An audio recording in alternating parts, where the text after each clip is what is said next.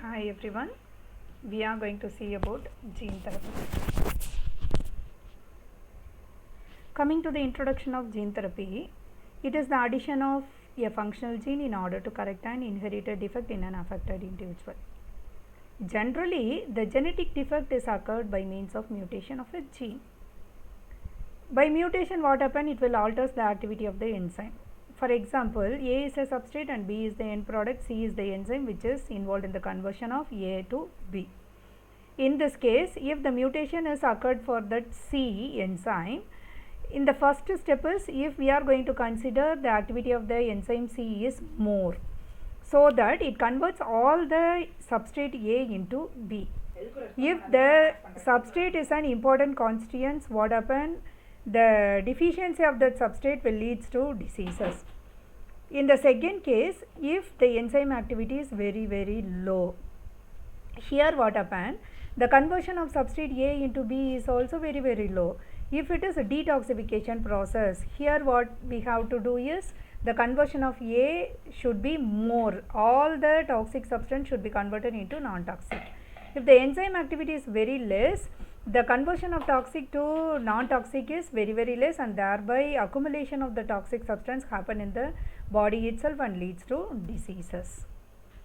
Coming to the technological aspects, 5 major steps are involved before we are going for gene therapy. The first thing is identification of the normal and mutated gene. We have to identify whether it is a normal or mutated gene. If it is normal, no problem. If it is mutated, we have to go for the second step, the generation of a mini gene. We have to generate a mini gene because the gene is a larger one, and thereby transfer of this gene from one to the another is very difficult. So that we are going to construct a mini gene, compact gene. After the construction, we have to go for development of gene delivery system. For the transfer of this mini gene from one donor to the recipient, we are in need of carrier molecule. That carrier molecule is considered to be the gene delivery system. Various different types of gene delivery systems are there.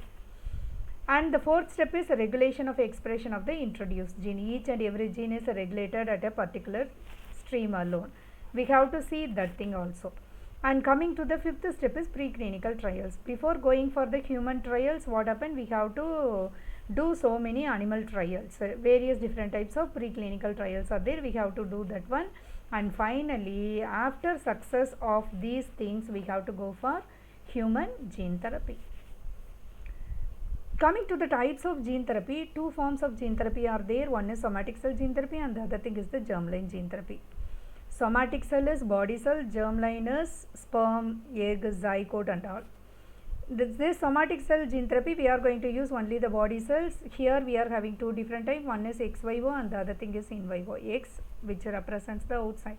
So that addition of the gene to isolated cell is happen, and then we have to insert it into the human system or patients.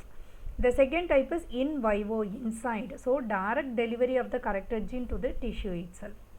Coming to the second type, germline gene therapy, here germ cells are used. Germ cells includes gametes, fertilized eggs or embryos. The major difference between these two, somatic as well as germline, is the first difference is here we are using body cells, there we are using sperm or egg or zygote. The second difference is it is confined to that particular organ alone. Here it is not confined to the specific organ. And the third major difference is it can be transmitted from one generation to the another. Here germline is transmitted from one generation to the another.